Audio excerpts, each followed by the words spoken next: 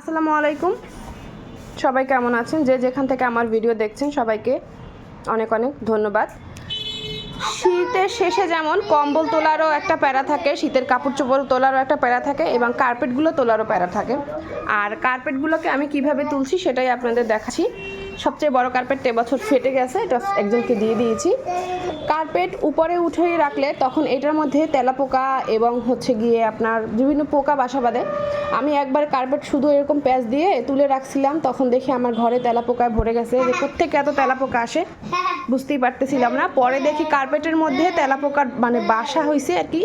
এই জন্য আমি পলিথিন দিয়ে কার্পেটের দুই মাথা এরকম মুড়িয়ে দিয়ে ট্যাপ দিয়ে যাতে করে কোনো কিছু ঢুকতে না পারে, এই যে এভাবে করে।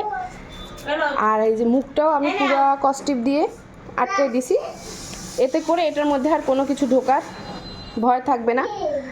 আর আমি ভাবলাম যে এই ভিডিওটা আপনাদেরও এখান থেকেও তেলাপোকা ঢুকতে পারবে না, এই মাথা থেকে কোনো মাথা থেকেই ঢুকতে পারবে না, তাহলে আর ভয় থাকবে না। 1 বছরের জন্য কার্পেটগুলো আপনারা এভাবেই রেখে দিতে পারেন। আমি তারপর থেকে এভাবেই রাখি, আমার কোনো বাসায় আর কোনো পোকা হয় না, আর কার্পেটের মধ্যেও কোনো কিছু বাসা বানানোর সুযোগ পায় না।